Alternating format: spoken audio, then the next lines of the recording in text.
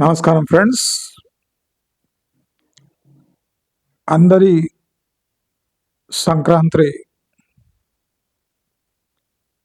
ఖర్చులతో సమాప్తమైంది అనుకుంటా. సంతోషం సంపాదించే కర్మ మన అందరికీ పట్టింది. శుభమాని సంక్రాంతితో మొదలుపెట్టాము. శుభం ఎవరికి, సంక్రాంతి ఎవరికి? సంక్రాంతి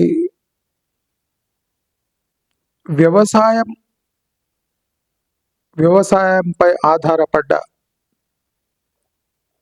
ప్రజలు ఆనందపడవలసిన క్షణాలు మాత్రమే. వ్యవసాయానికి సంబంధం లేని వారికి ఇది ఖర్చుతో కూడుకున్న పండుగ. వ్యవసాయం చేయకుండా సిటీలలో ఉన్న వాళ్లకు ఈ సంక్రాంతితో ఏ సంబంధము లేదు. ఎవరో సంతోషపడుతున్నారు, ఎవరికో సంతోష సమయమని మనం కూడా మన డబ్బులు ఖర్చు పెట్టుకొని ఆ సంతోషంలో పాల్గొనటం ఒక విచిత్రమైన ఘటన. సంతోషం ఎవరికో, పంటలు ఎవరికో పండాయి. ఆ పండుగను మనం జరుపుకోవటం మూర్ఖత్వం కాదా? సంక్రాంతికి మనకు సంబంధం ఉందా? అంటే వ్యవసాయం కానీ, అంటే వ్యవసాయంతో సంబంధం లేని ప్రజలకు సంక్రాంతితో ఏ సంబంధం? నైతికత అంటే నైతిక సంబంధం కానీ, ఆర్థిక సంబంధం కానీ ఏమైనా ఉందా? Let us be practical. అందరూ బాగా ప్రాక్టికల్గా ఉన్నారు, మనం ప్రాక్టికల్గా లేము. అయితే వీడియో స్టార్ట్ చేసే ముందు మనము మన ఛానల్కి 15 డేస్లో ఎవరెవరు మన ఛానల్ గ్రోత్ కోసం, మన ఛానల్ నిలబెట్టడానికి ఆర్థిక సహాయం చేశారో వాళ్ళ పేర్లు చెప్పడం మన ధర్మం కాబట్టి బహిరంగంగా వాళ్ళ పేర్లు చెప్పడం వాళ్ళకే కాకుండా మనకు కూడా ఒక కృతజ్ఞతా భావం ఉంటుంది. కాబట్టి ప్రతి 15 రోజులకు మన ఛానల్కి కాంట్రిబ్యూట్ చేసిన వ్యక్తుల పేర్లు మన ఛానల్లో చెప్పబడతాయి. గత 15 రోజులుగా మన ఛానల్కి సుమారు ఒక 10 మంది కాంట్రిబ్యూట్ చేశారు. దాంట్లో చాలామంది కొంతమంది రెగ్యులర్గా కాంట్రిబ్యూట్ చేసేవాళ్ళు ఉన్నారు. ఇవాళ వాళ్ళ పేర్లు వినిపిస్తాను, అందరూ వినండి. అఖిల్ కడపాల్ల. అఖిల్ కడపాల్ల అంటే మా దగ్గర పేమెంట్ వస్తే అక్కడ పేరు వస్తుంది. ఆ పేరు ఎలా ఉంటుందో అలా చదువుతున్నా. దాంట్లో తప్పులు ఉంటే, ఎందుకంటే అక్కడ వస్తుంది మెసేజ్ లాగా ఎవరికి కాంట్రిబ్యూట్ చేశారని, వాళ్ళ పేర్లు అక్కడ రాసి ఉంటుంది, దాని ప్రకారం చదువుతున్నా. అఖిల్ కడపాల్ల, మాధవ్, బర్లా కి, అక్కడ అట్లే వచ్చింది పేరు, బర్లా కి. పాపిరెడ్డి,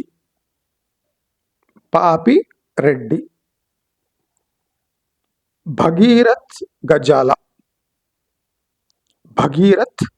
గజాల, ఆంజనేయులు మడమన్, ఆంజనేయులు మడమన్. ఈయన ఎవ్రీ మంత్ 2 times కాంట్రిబ్యూట్ చేస్తున్నారు. ఎందుకో నాకు తెలియదు కానీ 2 times ఈజ్ అంటే హెల్ప్ చేస్తున్నారు. ఆంజనేయులు మడమన్. విద్యానంద్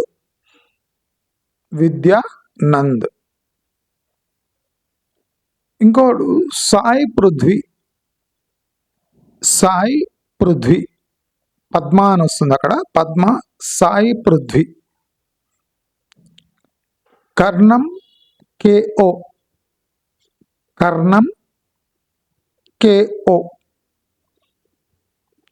ఇంకో పేరు తాండవ అని వస్తుంది, తాండవ.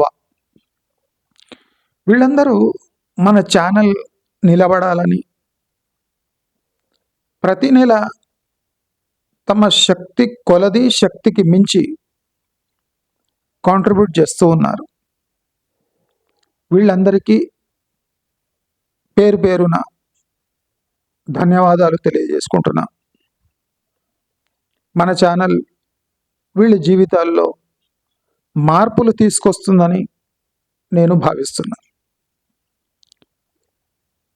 ఇలా ఫైనాన్షియల్గా కాంట్రిబ్యూట్ చేసిన వాళ్ళు కాకుండా మన ఛానల్ పెరుగుదల కోసం లైక్లు, కమెంట్స్ పెట్టి వాట్సాప్లలో షేర్ చేసే వాళ్ళకు కూడా పేరు పేరున ధన్యవాదాలు తెలియజేసుకుంటున్నా.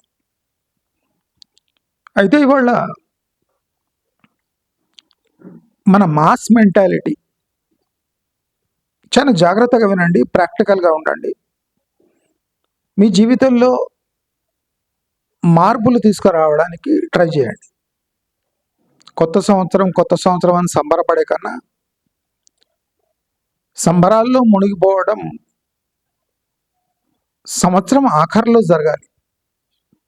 సంవత్సరం మొదట్లో తీవ్రమైన ఆలోచన, టెన్షన్, తీవ్రమైన ప్లానింగ్తో సంవత్సరం మొదలుపెట్టాలి. చిరునవ్వుతో సంవత్సరం మొదలు పెట్టకూడదు. అంటే నవ్వొస్తే ఆపుకోలేక నవ్వకుండా ఉండాలని కాదు, జోక్స్ ఉంటే నవ్వుకోండి. కానీ లైఫ్ ఇష్యూకి వస్తే ఇది జోక్ కాదు, చాలా సీరియస్ విషయం కనుక మీరందరూ ఈ విషయంపై దృష్టి పెట్టాలి. సంవత్సరం ఎక్స్ట్రీమ్లీ సీరియస్గా మొదలు పెట్టాలి. సక్సెస్ఫుల్ అయితే సంవత్సరం ఎండ్లో సంబరాలు చేసుకోవాలి. అంతేగాని ఏదో పండుగ వస్తుంది, ఎవరి పండుగన వస్తుంది అని మనం సంతోషపడి అనవసరంగా డబ్బులు ఖర్చు పెట్టుకునే అవసరం లేదు. మనకు మంచి జరిగిన రోజే మనకు పండుగ. మిగతావంతా పండుగలు కొంతమందికి.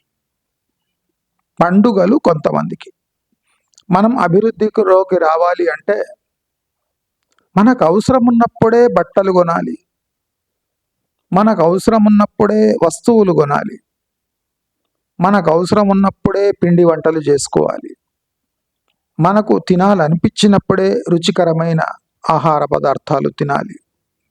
దీనికి సమయాలు, సందర్భాలు, ముహూర్తాలు అవసరం లేదు. భారతదేశంలో ఈ జ్ఞానం చాలా అవసరం. భారతదేశం లాంటి దేశానికి ఇలాంటి విషయం చాలా అవసరం. అరాకొరా సంపాదించే ఫ్యామిలీస్కి సంవత్సరానికి 5-6 పండుగలు అవసరం లేదు. అసలు పండగలు జరుపుకునే సందర్భమే చాలా మంది జీవితాల్లో రాదు. కరెక్టా? పండుగలు జరుపుకోవడానికి అప్పు చేసి పండుగ చేసుకునే కర్మ మనకు వద్దు. దేవుడు నేనేం కోరుకుంటా అంటే, దేవుడు ఎంత డబ్బు ఇవ్వాలి, ఎంత ఐశ్వర్యం ఇవ్వాలి అంటే ప్రతిరోజు పండగే. మన జీవితాలు ఎలా మారాలంటే ప్రతిరోజు పండగే. కానీ అది జరుగుతుందా? అది మన చేతిలో ఉందా? ఇది ఆలోచించవలసిన విషయం. ప్రతిరోజు పండగే. కరెక్టే. కానీ ఇలా జరగడానికి మనం చేస్తున్న హోంవర్క్ ఏమి? ప్రతి ఒక్కరు ఆలోచించాలి. ఇది యాంటీ హిందూ, యాంటీ అవి, యాంటీ గింటి ఏం లేదు. ఇట్లా యాంటీ యాంటీ అని చెప్పి మీ కొంపలు హారుస్తున్నారు వీళ్ళంతా. యాజ్ అ బ్రాహ్మణ్ చెప్తున్నా. నేను అన్ని దగ్గరగా చూసినా కదా. ఈ కార్యక్రమాలు, కర్మకాండాలు, ఈ పండుగలు, ఈ పబ్బాలు, ఈ తద్దినాలు, దీంట్లో మన మనసుకు మెచ్చిన క్షణం ఏమైనా ఉంది? మనము అంటే అప్పుల పాలు కాకుండా స్వచ్ఛందంగా జరుపుకున్న పండుగలు ఏమైనా ఉన్నాయంటే అతి కొద్ది మంది జరుపుకోగలరు. మిగతా వాళ్ళంతా అప్పుల పాలై మొమాటానికి పోయి పండుగ చేసుకుంటున్నారు. కానీ ఎవ్వరు పండుగ మనస్ఫూర్తిగా చేసుకుంటలేరు. మీరు అబ్జర్వ్ చేయండి. అందరూ ఆనందపడుతున్నారు కనుక మనం కూడా దూరి దాంట్లో ఆనందపడ్డట్టు ఫీల్ అవుతున్నాం కదా. మన దగ్గర జేబులో డబ్బులు లేవు, అప్పులు ఉన్నాయి. అయినా పండుగ ఎందుకు చేసుకోవాలి అంటే చుట్టుముట్టు ఉన్న 100 మంది పండుగలు చేసుకుంటున్నారు కనుక మనం కూడా దూరి పండుగ చేసుకోవాలి. మన మనసు ఒప్పుకుంటలేదు, మన బ్రెయిన్ ఒప్పుకుంటలేదు, అగనెస్ట్గా ఉంది. కానీ కొత్త బట్టలు కొనుక్కోవాలి, పిండి వంటలు చేసుకోవాలి, అందరూ నవ్వుతున్నారు కనుక నవ్వాలి. ఖర్చు పెట్టడం కూడా గ్యాంబ్లింగ్ చేయాలి, కోడి పందాలు ఆడాలి.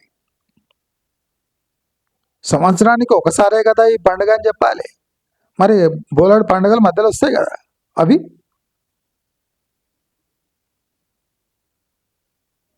ప్రతిరోజు పండుగే కావాలంటే ఏం చేయాలి? అందరు ఆలోచించాలి. సంవత్సరం స్టార్ట్ సీరియస్గా కండ్లలో నీళ్లు తెచ్చుకొని ఆలోచించే సమయం, సంబరాలు చేసుకోవడం కాదు. పోయిన సంవత్సరం 99% మందికి దరిద్రంగానే పోయి ఉంటుంది. 99% ప్రజలకు దరిద్రంగానే పోయి ఉంటుంది సంవత్సరం. అయితే సంవత్సరం తిరగంగానే 100% మంది పండుగలు ఎలా చేసుకుంటారు? 1% మందే పండుగ చేసుకోవాలి. నేను డిప్రెషన్ కోసం చెప్తలేను, ప్రాక్టికాలిటీ చెప్తున్నా.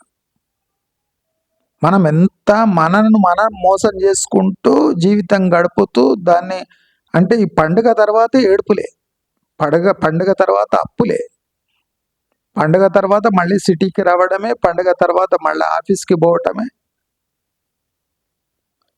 జీవితం మామూలుగా ఉండదు అని పండుగ తర్వాత ప్రతి క్షణం మనకు గుర్తుకు చేస్తూనే ఉంటుంది జీవితం. మరి ఈ పండుగ దేనికి? ఈ సంతోషం దేనికి?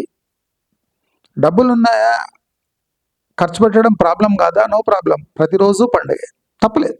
ప్రతిరోజు చికెన్ మటన్ తినండి, ప్రతిరోజు మందు తాగండి, అంత కెపాసిటీ ఉండాలి. కానీ 10 మందిని చూసి మందు తాగటం, 10 మందిని చూసి నాన్ వెజ్ తినటం, 10 మంది ఊళ్ళకు పోతున్నారని ఊళ్ళకు పోవటం. మీరు వస్తే అక్కడ సంతోషపడే వాళ్ళు ఎంతమంది, నటించే వాళ్ళు ఎంతమంది, ఇబ్బంది పడుతూ మిమ్మల్ని హోస్ట్ చేసేవాళ్ళు అంటే మిమ్మల్ని ఇంట్లోకి ఆహ్వానించే వాళ్ళు ఎంతమంది? అంటే ఎక్కడ చూసినా ఆర్టిఫిషియల్ అప్రోచ్. అల్లుడికి 120 డిష్లు అట, వాడు హార్డ్లీ 5 డిష్లు కూడా తినలేడు, వాడికి 120. ఎందుకు? షో పుటం. ఆ 120 డిష్లు అల్లుడు తినగలిగితే అల్లుడు ఇంకా మరుక్షణం ఉండడు, ప్రాణాలతో ఉండడు.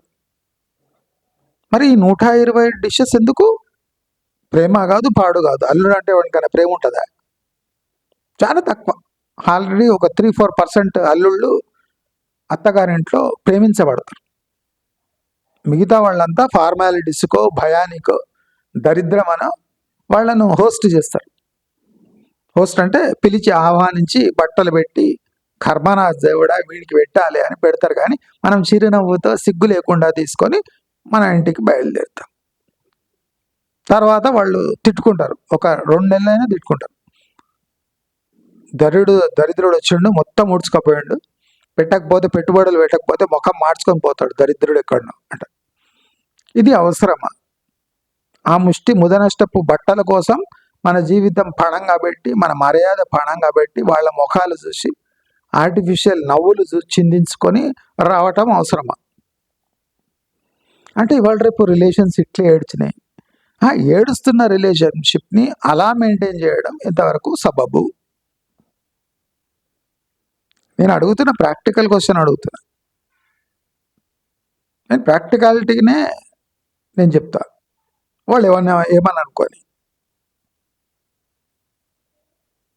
ఇప్పుడు చాలామంది అంటే 7% వడ్డీ. నేను ఈ సంక్రాంతికి ఇది కొత్తదేం కాదు, అందరూ మర్చిపోయి అసలు బండరాళ్ళలా బతుకుతున్నారు కదా, వాళ్ళకి ఈ ప్రశ్న మళ్ళీ వేయదలుచుకున్నారు. నేటి సమయంలో 7% వడ్డీ అమానవీయం. 7% వడ్డీ అమానవీయం అంటే మీరు సంవత్సరానికి 7% వడ్డీ మీకు వస్తుంది అంటే దాంట్లో మీరు బతకలేరు అంటే అమానవీయమే. 7%తో మీరు మనుషులుగా బతకలేరు. కరెక్టా? మీకు 7% వడ్డీ వస్తే బతకగలరా? ఎటువంటి వాళ్ళు బతుకుతారంటే 50 lakhs ఫిక్స్డ్ డిపాజిట్ ఉన్నవాళ్ళు బతకగలరు. 50 లక్షలు ఎఫ్డీలో పెట్టి 7% తీసుకుంటే భార్యాభర్త కంఫర్టబుల్గా ఉండగలరు. 50 లక్షల క్యాష్ ఎంతమంది తమ జీవితంలో చూడగలరు? అట్ ఎ టైం బల్క్ చూడలేరు. కాబట్టి 7% అమానవీయం. అందరూ అదే అనుకోవాలి, 7% అమానవీయం, 7% అమానవీయం. ఎందుకు? నేను ఒక లాజిక్ ఇస్తాను మీకు.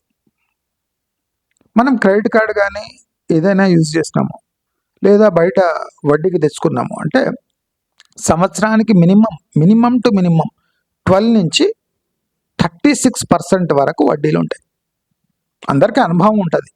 మినిమం 12 నుంచి 36% వరకు వడ్డీలు ఉంటాయి. మరి వాళ్ళకి ఇచ్చే వడ్డీ 12 నుంచి 36% ఉంటే మనకు వచ్చే వడ్డీ ఆ మినిమంకి సగం ఉంటే అంటే 7%. ఇది అమానవీయం కాదా? మనుషులు బతకలేని వడ్డీ అమానవీయం కాదా? ఇది నా ప్రశ్న. అందరూ ఆలోచించాలి. అంటే చాలామంది ఏమంటారంటే రిస్క్ ఎక్కువ ఉందండి, మనం ఎఫ్డీలో పెడితే 7% వస్తుంది, మనకు ఉన్నదే ఆ ప్రొవిజను, మనం దానికన్నా పైన పోవడానికి పోతే రిస్క్ ఉంటుంది. రిస్క్లో మనం డబ్బులు పెట్టలేం కదండి.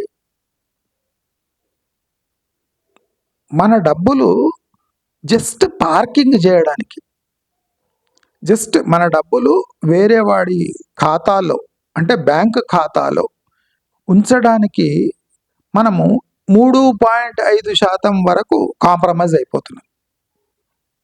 అంటే జస్ట్ మన డబ్బులు పార్కింగ్ బ్యాంక్ అకౌంట్లో పెడితే వాడు సంవత్సరానికి 3.5% ఇస్తాడు. అక్కడ కూడా కాంప్రమైజ్ అయిపోతున్నాం. 3.5%కి వాడు ఇయ్యాడు, అది 45 రోజులకి ఇస్తాడు. కాంప్రమైజ్ అయిపోతున్నాం. ఎఫ్డీ చేస్తే 7 వస్తుంది, కాంప్రమైజ్ అవుతున్నాం. కానీ మనకు అవసరం వచ్చి డబ్బులు తీసుకుంటే 12 నుంచి 36% ఖచ్చితంగా మనం చెల్లించడానికి నిర్ణయించుకుంటున్నాం, మనం తీసుకుంటున్నాం. వాళ్ళకేమో 12% నుంచి 36% అంటే ఒక పెద్ద లోన్. అంటే మన జీవితాల్లో మార్పు తేవడానికి వాళ్ళు 12 నుంచి 36% ఇస్తే అది పెద్ద కాంట్రిబ్యూషన్ మన మానవాళికి. మనం సంపాదించడానికి పోతే మ్యాక్సిమం 7%, అంటే మినిమం బ్యాంక్ సేవింగ్స్ అకౌంట్ 3.5. అంటే ఈ అమానవీయ ఇంట్రెస్ట్ రేట్స్ సంపాదించుకుంటూ మనం సంవత్సరం తిరగంగానే సంబరాలు చేసుకుంటున్నాం. ఇప్పుడు చాలా మంది ఏమంటారంటే 7% దాటడానికి పోతే రిస్క్ ఉందండి అంటారు. నేనేమంటా అంటే 7%లో నీవు బతకలేవు, 7%లో నీవు బతకలేవు. 7% మించితే నీ పరిధిలో లేదు అని నీవు భావిస్తున్నావు. బతకలేని 7% కన్నా బతకగలము అనే ఎక్కువ వడ్డీ కోసం ప్రయత్నం మనం ఎలా చేస్తున్నాం? 7% మించితే అంతా రిస్కే. నేను ఒప్పుకుంటా, 7% మించితే రిస్కే. కానీ ఇచ్చేవాళ్ళు 12 నుంచి 36% వసూలు చేస్తున్నారు. మనం చచ్చినట్టే కడుతున్నాం. మనం ఒకటి గమనించాలి, మనం చచ్చినట్టు credit card bill, loan amount కడుతున్నాం. చచ్చినట్టు ఇక్కడనే ఉంది. ఈ చచ్చినట్టు అనే వర్డ్ చాలా పవర్ఫుల్. మనం కడుతున్నాం కదా, ఆ వడ్డీ కడుతున్నాం కదా, మనకు ఆ వడ్డీ ఎందుకు దరిదాపుల్లా కూడా రాదు. మనం కూడా 12 నుంచి 36% ఎందుకు సంపాదించలేము?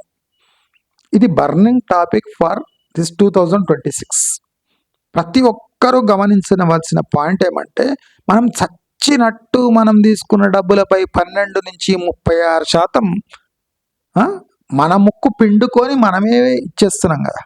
వాడు పిండవలసిన అవసరం లేదు, మనమే భయపడి పిండి వాడికి ఇస్తున్నాం కదా. మరి దాంట్లో సగమైనా మనం సంపాదించకుంటే మన డబ్బుకు విలువ ఉన్నట్ట, తరుగుతున్నట్ట? మనం డబ్బుకు విలువ వస్తున్నట్ట, పోతున్నట్ట? 1 కోటి రూపాయలు విలువ చేసే ఫ్లాట్కు నెలకు 20 నుంచి 25 వేలు వస్తున్నాయి కిరాయి. అంటే దాదాపు 3 లక్షలు. అంటే దాదాపు అందరికీ 3 to 3.5 మధ్యలో, కొంతమందికి 1.5 నుంచి 3.5 మధ్యలో రెంట్స్ వస్తున్నాయి. 1.5 నుంచి 3.5 మధ్యలో రెంట్స్ వస్తున్నాయి. అంటే సేవింగ్స్ అకౌంట్లో పెడితే ఎంత ఇస్తాడో దానికన్నా తక్కువ వస్తున్నాయి.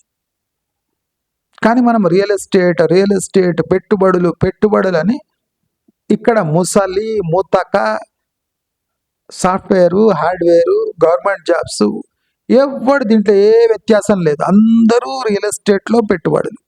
దాంట్లో వస్తున్న ఆదాయం ఎంత? 1.5 నుంచి 3.5 వరకు maximum. Hitech, high location commercial properties మన దగ్గర ఎప్పటి నుంచో తాత కాలంలో నుంచి ఉంటే దానిపై 5 నుంచి 6% వస్తుంది సంవత్సరానికి. అంటే మన తాత కొన్నాడే ఆ షాపింగ్ మాల్ మన పేరుకి రావాలి, అప్పుడు వచ్చే వడ్డీ 5 నుంచి 6%. ఇది హయ్యెస్ట్, రియల్ ఎస్టేట్లో highest income from the properties we own. మీరే ఆలోచించండి, 7%లో మనం బతకలేము. కానీ రియల్ ఎస్టేట్లో పెట్టుబడులు పెట్టి మనకు 1.5 నుంచి 3.5% వస్తుంటే మనం సంబరపడిపోతున్నాం. ప్రతి ఒక్కడు మీకు తక్కువ ఇంట్రెస్ట్ వస్తుంది కదా అంటే ఈ ఆస్తి వాల్యూ పెరుగుతుంది కదా అంటారు. ఆస్తి మీరు ఎంతమంది అమ్ముకోవడానికి రెడీగా ఉన్నారు? ఒక ఇల్లు కొంటారు, ఇల్లు కొని కిరాయికి ఇస్తారు. అంటే రేట్ రాగానే ఎంతమంది స్పాట్లో అమ్మేయడానికి రెడీగా ఉన్నారు? అమ్మారు. సంవత్సరాల కొద్దీ ఆ 1.5 నుంచి 3.5 వడ్డీ తింటూ బతుకుతారు, కానీ దాన్ని అమ్మే ధైర్యం ఎంతమంది చేస్తారు? అంటే ఇది పెట్టుబడి కాదండి, ఇది పెట్టుబడి కాదు. మనను మనం మూర్ఖుల్లా, అంటే మన జీవన విధానాన్ని మూర్ఖత్వంతో నింపేసుకునే క్షణాలు ఇవి. 1 కోటి రూపాయలకు 25,000, 30,000 రెంట్ అంటే 3.5 lakhs కూడా దాటలేదు 1 కోటి రూపాయలపై ఇన్వెస్ట్మెంట్ అంటే. మీకు వచ్చేది 3.5, మీరు హోమ్ లోన్ పై చెల్లించేది 7%, 9%, 8 నుంచి 9%. అంటే 3 ఇంతలు పెంచితే కానీ మీ హోమ్ లోన్ ఈఎంఐ టాలీ కాదు. అది మీకు జన్మలో జరగని విషయం. మీకు తక్కువ వడ్డీతో పెరిగే ఆస్తి అని అమ్ముతున్నారు. అతి తక్కువ వడ్డీ వస్తుంది మీకు, కానీ ఇది పెరిగే ఆస్తి. వడ్డీ తథ్యం అనుకుందాం, అంటే రెంట్ గ్యారంటీ అనుకుందాం. ఈ అసెట్ వాల్యూ పెరుగుతుందా, దాని గ్యారంటీ ఒక బిల్డర్ ఇస్తాడా అంటే ఇవ్వలేడు. 5 years 10 years బైబ్యాక్ పెట్టమని చెప్పండి ఒక బిల్డర్కి. సరే, నువ్వు చెప్తున్నట్టు 2% రెంట్తోనే నేను సరిపెట్టుకుంటా, నాకు 10th year నువ్వు బైబ్యాక్ చేసుకో. 10 years అంటే అట్లీస్ట్ వాల్యూ డబుల్ కావాలి. కిసాన్ వికాస్ పత్ర 9.5 yearsలో డబుల్ అవుతుంది. నీవు కొన్న ప్రాపర్టీ బిల్డర్ 10 ఏళ్ల తర్వాత డబుల్ రేటుకు తీసుకుంటాడా? ఇది లీగల్గా రాసిస్తాడా? రాసిస్తే మనం 2% 3% కూడా ఒప్పుకుందాం. నేను ప్రాక్టికల్గా చెప్తున్నా.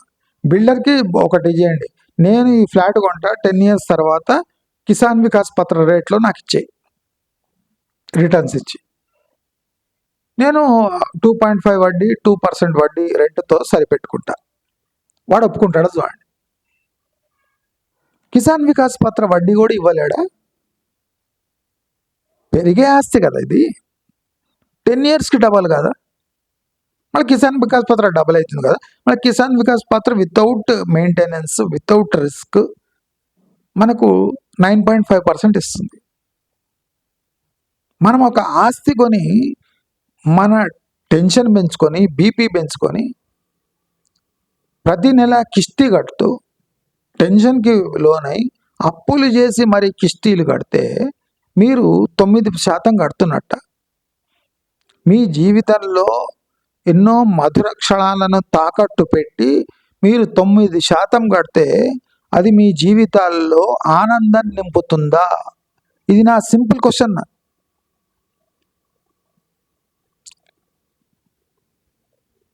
మీ సర్వస్వం తాకట్టు పెట్టి ఒక ఇల్లును కొంటే అది ఇచ్చే ముద నష్టపు 2-2.5% వడ్డీతో సరిపెట్టుకుంటూ దానిపై కిస్తీలు కడుతూ 9% కట్టడానికి చేతగాక అప్పులు చేసి మరీ కడితే అది మీరు 9% కడుతున్నట్ట.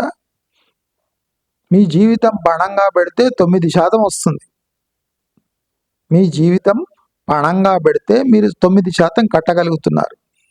కానీ అదే మీరు ఎఫ్డీలో పెడితే 7% వస్తుంది.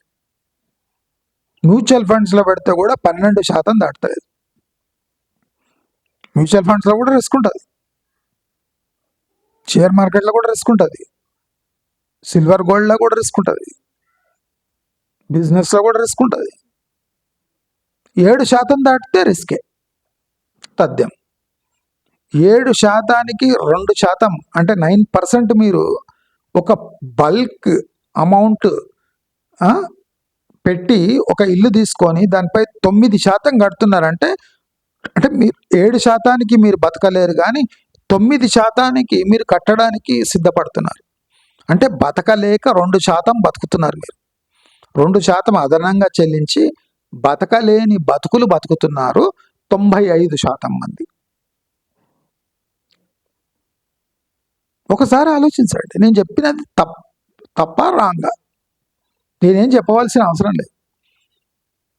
2026లో ఆలోచించవలసిన విషయం ఒకటే. మనం అంటే ఏం మాట్లాడకుండా, ఏం చేయకుండా పార్కింగ్ చేస్తే 3.5, ఫిక్స్డ్ చేస్తే బతకలేక బతకడానికి 7%. మనం 7%లో బతకలేం. మనం కట్టే హోమ్ లోన్ 9%, అంటే బతకలేము అన్న దానికన్నా 2% ఎక్కువ. మనం బయట అప్పులు తెస్తే 12 నుంచి 36%. ఇది ఎందుకు గమనిస్తలేరు జనాలు? ఎందుకు గమనిస్తలేరు? ఈ సంతోషం దేనికి? ఈ సంబరాలు దేనికి? మనసు మెదడు ఒప్పుకొని సంతోషం ఎందుకు? మనసు మెదడు అనుసంధానమైన ఒప్పుకొని సంతోష క్షణాలు ఎందుకు? ఏమి సాధించిండ్రని సంబరాలు?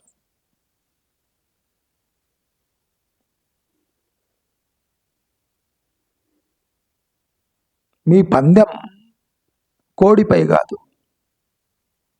ఈ పందెం ఫ్రస్ట్రేషన్తో, అంటే మన జీవితాల్లో ఏమీ సాధించలేకపోయినాం, కొనాకు కోడి మీద గ్యాంబుల్ చేయడం, పత్తాలాడటం. అంటే ఆలోచించవలసిన క్షణాలు మనము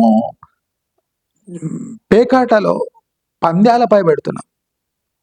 నేను తప్పంటలేను, ఎంజాయ్ చేసేటోళ్ళు ఇప్పుడు మీకు ఒక 10 కోట్ల వస్తుంది, 10 లక్షలు పెట్టిన పందెంలా, నో ప్రాబ్లం, వాళ్ళు అర్హులే, నాకేం ప్రాబ్లం లేదు.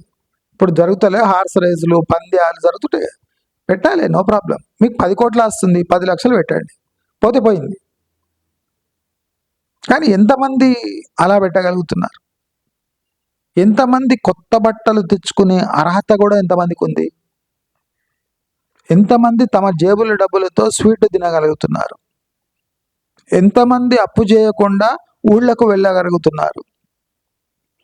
ఎంతమంది అప్పులు చేయకుండా తమ బిడ్డలను ఆహ్వానించగలుగుతున్నారు, అల్లుళ్ళకు బట్టలు పెట్టగలుగుతున్నారు?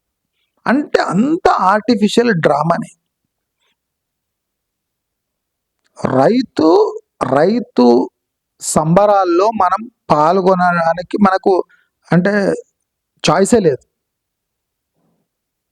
రైతు భరోసా వస్తుంది.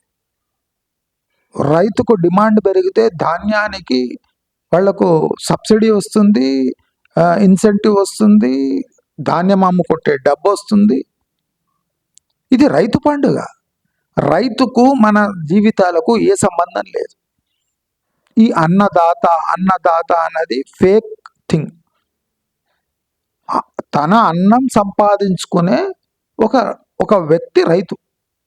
ఆయన మనకు అన్నం పెడుతున్నాడు అని కాదు, మనం కూడా డబ్బులు పడేస్తున్నాం కదా. మరి రైతు బతకాలి అంటే మనం డబ్బులు పడేసి, అంటే మనం ధనదాత. ఇప్పుడు మనం ఎంత గొప్పగా మనకు పిచ్చి అట్లా పెట్టేసింది బ్రెయిన్లో. అన్నదాత, ఆయన పండియకుంటే ఆయననే ఆకలితో చస్తాడు. అది తెలియదు లాజిక్. ఇప్పుడు రైతు పంట వేయకపోతే ఆకలితో చస్తాడు కనుకనే పంట వేసి మనం కొనుక్కుంటే డబ్బులు ఇస్తాం, ఆ డబ్బులతోనే బతుకుతాడు రైతు. అంతేగాని ఆయన దాత అని ఏం కాదు. రైతు కూడా ఒక వ్యాపారి, ధాన్యం పండించే వ్యాపారి. ఆయన దాతలు గీతలు ఏం లేదు. మనం కూడా ధనదాతలం. ఎవడు పంటలు పండియకుండా కొనుక్కొని తింటాడో వాడు ధనదాత అంటాడా? ఎప్పుడైనా రైతు అన్నది చూసినరా అండి? మీరందరూ ధనదాతలండి, మీరు కొనుక్కుంటే మేము ఆకలి చావులు చేస్తామని ఏ ముదనష్టపు రైతు అన్న ఎప్పుడన్నా నోరు తీసి అన్నాడా? అది నిజం కాదా? పంట పండయనోడు తన కష్టార్జితంతో సంపాదించిన డబ్బులతో ఆ రైతు పంట కొంటున్నాడు కనుకనే రైతు బతికి బయటపడుతున్నాడు. వాడేం దాత కాదు, వాడు భూస్వామి. రైతు భూస్వామి, వాడు దాత కాదు, డేటా కాదు. రైతు భూస్వామి. భూమితో పండించిన పంటలు అమ్ముకొని బతికే ఒక వ్యాపారి. దాన్ని గ్లోరిఫై చేసి అన్నదాత. మనం కూడా ధనదాతలం. వాడు అన్నదాత అయితే మనం ధనదాత. ఆ అన్నదాత పండుగలు చేసుకునే సమయం వచ్చింది, చేసుకుంటున్నాడు, వానికి పైసలు వస్తున్నాయి. మనం ఎప్పుడు ధనం పెట్టి కొనుక్కోవాలి. మన పండుగ ఎప్పుడు? మనకు పంటలు లేవు, భూములు లేవు, సిటీలో ఉంటున్న జీవులు, శాలరీలపై ఆధారపడ్డ జీవులు, వ్యాపారాలపై ఆధారపడ్డ జీవులు. మన సంతోషం సంబరం చేసుకునే సమయం వేరే. ఎవడో చేసుకున్న సంబరాల్లో మనం కూడా జాయిన్ అయిపోయి సంక్రాంతి సంబరాలు. డబ్బున్న వాడికి రోజు పండుగ. నేను చెప్తున్నా కదా, డబ్బున్న వాడికి రోజు చికెన్ మటన్, రోజు మందు తాగి రోజు పండుగ. యువని పండుగ అని కాదు, అన్ని పండుగలు నాదే. కానీ డబ్బు లేనివాడికి ఏ రోజు సంక్రాంతి జరుపుకోవద్దా? జరుపుకోండి, మనకు పిచ్చి ముదిరిపోయింది బాగా. అందరూ ఇప్పుడే ఎందుకు పోవాలి ఊళ్ళకు? తల్లిదండ్రులను చూడడానికి నెలకు 3 సార్లు పోవచ్చు. ఎందుకు పోరు? తల్లిదండ్రులను పరామర్శించడానికి నెలకు 2 సార్లనే పోవచ్చు. ఎందుకు 3 4 నెలలు 6 నెలలు పోరు? పండుగ వచ్చినప్పుడు మళ్ళీ వాళ్ళతోనే పిండి వంటలు చేయించుకొని తినడానికి ఎందుకు పోతారు? మీలో మానవత్వ కోణం ఉంటే, మీకు ఊళ్ళంటే అంతే ప్రేమ ఉంటే, తల్లిదండ్రులంటే అంతే భక్తి ప్రేమలుంటే, నెలకు 2 సార్లు పోవాలి. పండగెందుకు? మీరే పిండి వంటలు చేసుకొని, హైదరాబాద్‌లో చేసుకొని మరీ పోవాలి. అక్కడెందుకు చేపిచ్చడం? అంటే ఇదంతా ఫేక్ డ్రామా. మనకు సంబంధం లేని పండగలు. మనకు అవసరం లేని విషయాలు. మనం ఆలోచించవలసిందేమి అంటే 3.5% బ్యాంకు వడ్డీ, 7% ఫిక్స్డ్ డిపాజిట్ వడ్డీ అమానవీయం. ఈ సంవత్సరం మానవత్వం అంటే మనం మనుషులుగా బతకాలి అంటే 12%కి మించిన వడ్డీ సంపాదించాలి. సంపాదించిన రోజే మనకందరికీ సంక్రాంతి ఏదో అంటారు కదా, ఆ రోజే మనకు సంక్రాంతి. అంతేగాని ఎవడికో ధన ధాన్యాలు వస్తున్నాయి, ఎవడో సంబరపడుతున్నాడని, మన జీవితాల్లో మధుర క్షణాలని దానికి ఒక బ్రాండ్ పెట్టి అప్పులు చేసి పెట్టుబడులు తీసుకొని శాపాలు తగిలించుకొని తిరిగి రావటంలో ఏం సంతోషం ఉంది? మీరందరూ ఖచ్చితంగా ఆలోచించాలి. నేను కావాలని చెప్తున్నా. మీరు మభ్యపడి బతుకుతున్న జీవితాలు సత్యం కాదు అని ఘంటాపథంగా చెప్తున్నా. ఇవాళ కరి పండుగ కించికట్టు మటన్ మందు అందేస్తుంటారు కదా, ఈ మత్తులోనే ఆలోచించండి. ఈ మత్తు మీకోసమా? సంబరం చేసుకోవడానికి ఇదే క్షణాలా మీవి? పోయిన సంవత్సరం మీరు ఏం పొడిచారు కనుక ఈ కొత్త సంవత్సరం రాగానే మీరు ఇలా ఎంజాయ్ చేస్తున్నారు. అంటే ఎంజాయ్ లేనిది ఏం జీవితం? అసలు ఎంజాయ్ చేయడానికి మీకు అర్హత ఉందా? అర్హతలేమి? కొత్త సంవత్సరంలో కంట్లో నీళ్లు పెట్టుకొని బుర్ర ఖరాబ్ చేసుకొని ఆలోచించే సమయంలో సంబరాలు చేసుకుంటున్నాం. ఎలాంటి సంబరాలు? గ్యాంబ్లింగు, డ్యాన్సులు, ఖర్చులు, పిండి వంటలు, బట్టలు. ఏంది? మన ఇండియన్ సొసైటీ డిగ్రేడ్ అవుతుందంటే మెయిన్ కారణాలు ఇవే. సందర్భం లేని చోట సంబరాలు చేసుకోవటం, ఎప్పుడు కన్నీళ్లు పెట్టుకొని ఆలోచించే సమయంలో మన అంటే బేఫికర్గా ఉండటం, అంటే చింత లేకుండా ఎంజాయ్ చేయటం. ఏడవలసిన సమయం, ఆలోచించవలసిన సమయం, 7% వడ్డీ అమానవీయం అని ఆలోచించవలసిన సమయాలు ఇవి. జనవరి అంటే వచ్చే సంవత్సరానికి పునాది వేసే టైంలో మీరు షికార్ కే వక్త్ కుత్తా హగ్నే కో గయా అంటారు. ఉర్దూలో ఒకటి ఉంది, షికార్ కే వక్త్ కుత్తా హగ్నే కో గయా అంటే వేటాడే టైం వచ్చింది, అందరు వేటకి మొదలైనరు. ఎక్కడరా మన కుక్క, వేట కుక్క ఎక్కడంటే ఏరగడానికి పోయింది సార్ అని చెప్పినట్టు వాడు. ఇప్పుడు వేట కుక్క ఎప్పుడు పనికి వస్తుంది? వేటాడేటప్పుడు పనికి వస్తుంది. అప్పుడు కుక్క ఏం చేయాలి? వేటాడాలి, వాసన చూసి పోవాలి. అప్పుడు ఆ కుక్క ఎక్కడరా అని అడిగిండట ఎవడు. అడిగితే కుత్త హగ్నెక్కుగా అన్నట, అంటే కుక్క ఎరగడానికి పోయింది సార్. ఇప్పుడే పోవాలనా? వేటాడే టైంలో కుక్క ఎరగడానికి పోయింది. అట్లే ఉంది మన బతుకులు. ఇప్పుడు వెంటాడాల్లో ప్లాన్ చేసుకోవాలనో, సీరియస్గా ఉండాలనో, అప్పుడు బేఫికర్గా గ్యాంబ్లింగ్ చేసుకుంటూ పిండి వంటలు తినుకుంటూ కొత్త బట్టలు అప్పుల పాలై కొత్త బట్టలు వేసుకొని పిచ్చోళ్ళలాగా తిరిగి రావటమే పండుగ అనుకుంటే నేనేం చేయలేను. అంటే నేను పండుగలు జరుపుకోవద్దు అని కాదు, పండుగలు జరుపుకోవడానికి 95% మందికి అర్హత లేవు గనక మనము మన సొంత జీవితాల్లో మధుర క్షణాల్లోనే పండుగలు జరుపుకోవాలి. ఆ రోజే మనకందరికీ సంక్రాంతి అని అందరికీ మనవి చేస్తూ నమస్కారం.